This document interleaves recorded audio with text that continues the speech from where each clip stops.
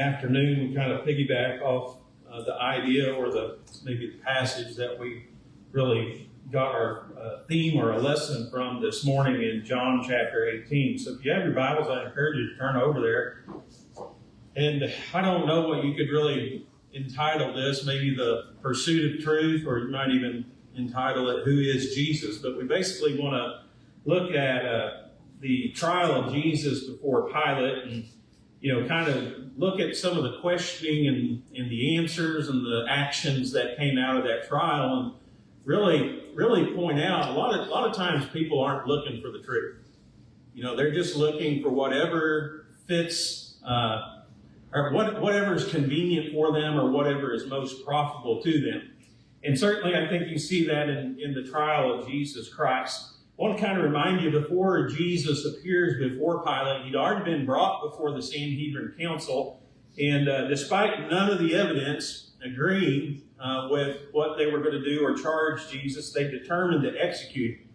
Now the problem was this: the Jews didn't have the authority to execute Jesus.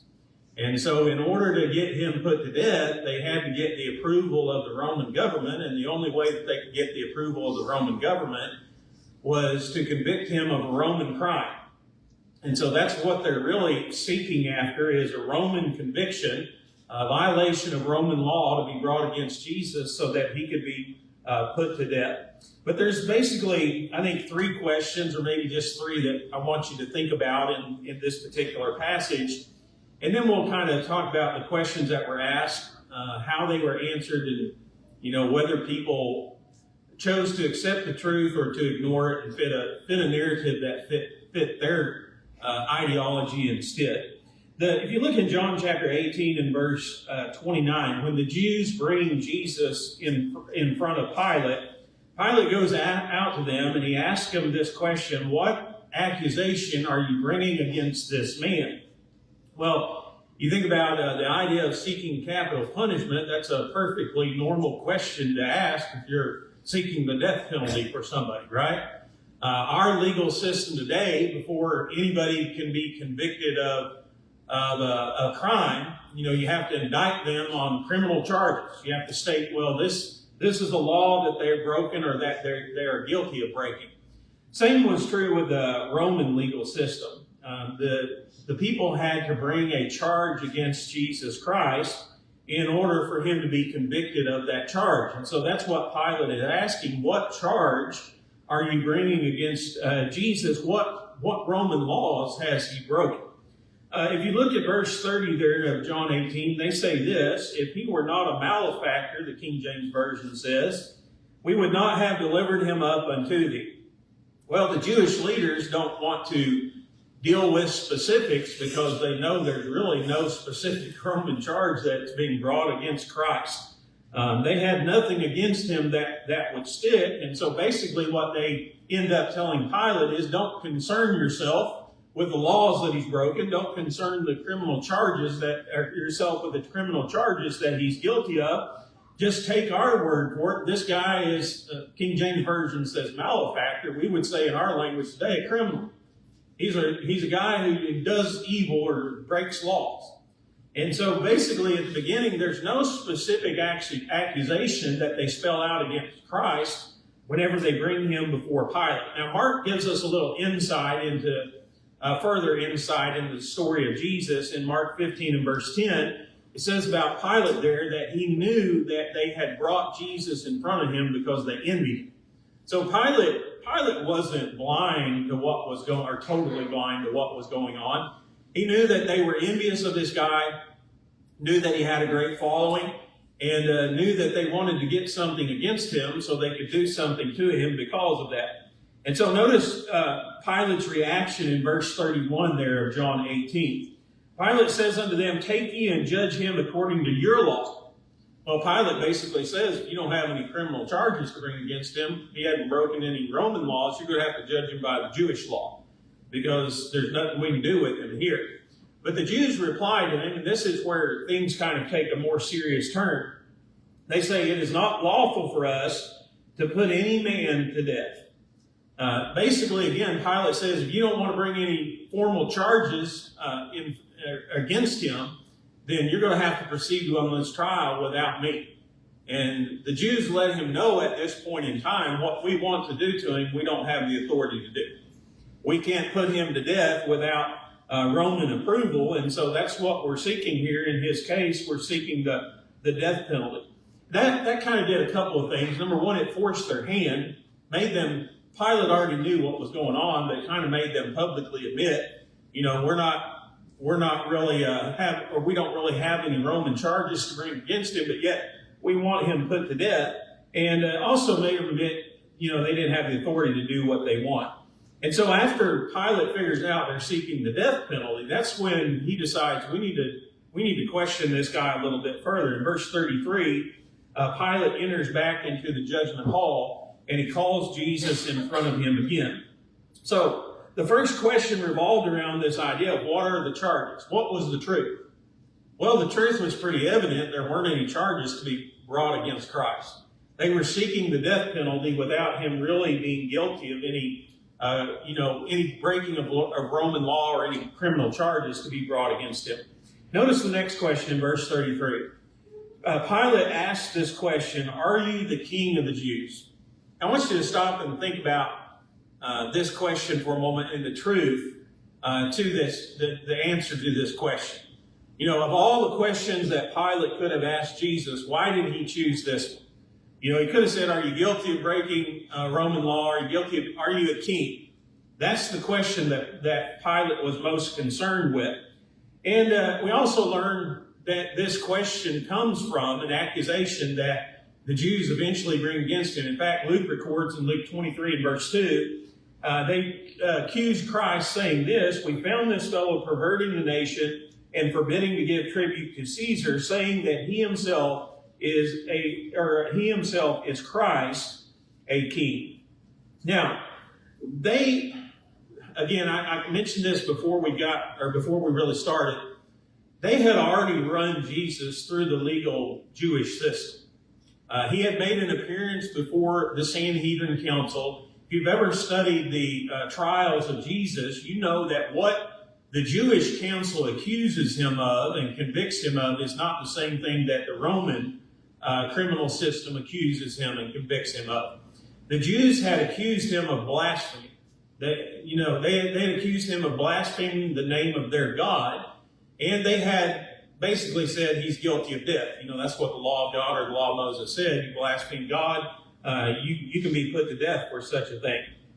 But they also knew that Pilate could really care less about somebody blaspheming their Jewish God. Pilate wasn't going to convict Jesus on the charge of blasphemy, so they accused Jesus of leading a political rebellion. They said this guy is out here telling somebody that he's king and refusing or telling people not to pay tribute to Caesar, defying the laws of the real king. And so that became a very serious matter in the mind of Pilate. That's why he takes Jesus aside and begins questioning. That's why of all the questions he could have asked him, that he asked him, "Are you a king? Is this what you're professing to be?" So we read in John 18 and beginning in verse 33, it says, "Art thou the king of the Jews?" Verse 34, Jesus answered him, sayest thou this thing of thyself, or did others tell it thee of me? I doubt Jesus' answer was what Pilate was expecting, but I think he was trying to probe Pilate's conscience a little bit. And so basically Jesus calls upon him to think this thing through for himself. Where did you come to this conclusion that I'm a king? Is this your own idea? Is this your own observation? Have you seen me out here, leading an army around or raising up a rebellion? Or are you just relying on the word of something somebody else told you? So at this point in time, Pilate has asked this question, "Are you a king?" He said, "Did you learn that information by yourself? Is it an honest observation? Or are you relying upon the words of other people in order to get you up to this point?" So Pilate's reaction in verse 35 is recorded. He said, "Am I a Jew? Thine own nation and the chief priest have delivered thee unto me. What hast thou done?" I think Pilate is the typical political figure of that day and age. He wasn't in the mood for questions. He certainly wasn't in a mood for his own conscience to be probed by Jesus. And so basically he points out to him, he said he wants to get the bottom of this as quickly as he can and go on about his daily business. He said, listen, I'm not a Jew. Your own nation is bringing those accusations against you. You tell me what you did that was so bad. Okay, what have you done to stir these guys up, and what have you done to make them seek the death penalty against you? So Jesus ends up answering him in verse 36, my kingdom is not of this world. If my kingdom were of this world, then would my servants fight that I should not be delivered to Jews. But now is my kingdom not from thence. You know, you think about Jesus, he's basically, again, asking Pilate to examine the evidence, the truth of the matter for himself. You see my army anywhere, he says? You know, you see any of my soldiers standing in front of you, threatening you, telling you to let me go, or else there are going to be consequences? I'm not leading an army of this world, he said. My kingdom is beyond. I'm a king of spiritual things. In fact, he goes on to say, I'm the king of the truth. That's basically what he said. I came to bear witness to the truth. So I'm not leading a rebellion. I'm not leading a physical army in any way. And you can see that for yourself. But notice Pilate's reaction, verse 37. It's put in question form in the King James Version. I don't know if it was a question more than it was a statement by Pilate. I think it should be translated as a statement where he says, you are a king then. In other words, you've admitted by your own words that you are what these people are accusing you are. And then Jesus goes on to answer, and this is why, thou sayest that I am a king. To this end I was born, and for this cause came I into the world, that I should bear witness unto the truth. I don't think Pilate heard everything that Jesus was trying to get across to him. I think he heard the words that he wanted to hear. And that was a confession by Jesus that he was a king of some sorts. But it's not the kind of king that Pilate or the Jews were looking for, and certainly not the one that would be convicted by Roman law. But again, Jesus' statement revealed the fact he was the king of the truth. So you stop and you think about this question, are you a king? Well, did they get to the truth of the matter? Did they get the answer to that question right? No, they got an answer, but it was only the answer that was convenient and that profited them. You know, the last question that I want you to think about, and we kind of talked a little bit about it this morning, so I'm not going to dwell on it. Verse 38, Pilate saith unto him, what is truth? Again, I think that's a sad response on the part of Pilate, because he immediately goes out. He's not looking for a philosophical answer. You know, he doesn't wait for Jesus to explain what truth is to him. The Bible says he immediately goes out to the Jews and begins speaking to them. So I think that question was more of a cynical question than it really was a question that was, you know, genuinely and honestly seeking an answer. But he had the attitude that a lot of people in our world have today. You know, you'll never find truth in this messed up world that we live in. I think that was Pilate's attitude about truth. Maybe it's like a lot of people say today, I'm not interested in your version of truth. Well, kind of like we talked about this morning, there's not your version of truth and my version of truth, there is truth. And it's everybody's version. We may not acknowledge it, but that's the way that it is. Is truth different for you than it is for me? No. Is your concept of truth just as good as my concept of truth? No. I mean, truth is truth. It's unchangeable. And the irony to me of all this story, the irony to me is that Pilate was staring truth right in the face and he couldn't even see it. But think about that in the religious world today. How many people open their Bibles and read the truth, and it's staring them right in their face, but they still can't see it? I mean, that's the story of Jesus, but it's still the story of mankind today. We have to be able to see the truth, and the only way that we're going to see the truth is by reading and studying God's Word. That's the only place that truth can be found. You think about this. I said you could entitle this talk, Who is Jesus? There's really only about 3 answers, I think, that you could logically give to that question. The first one would be this: he was a liar. If Jesus wasn't who he said he was, and he knew it, if he wasn't the Son of God, if he hadn't come down from heaven, yet he told everybody he did, what does that tell you about Jesus? Tell you you'd have to be a liar, wouldn't you? one of the worst kind.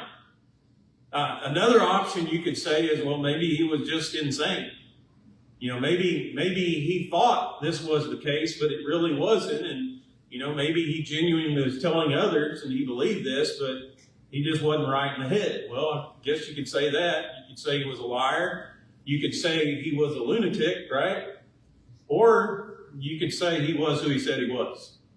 And that was, he was Lord of the truth, and he was the Son of God sent down from heaven to die upon the cross for our sins. Who is Jesus? That was the Roman trial. What did he do that was wrong? What crime did he commit? Is he a king?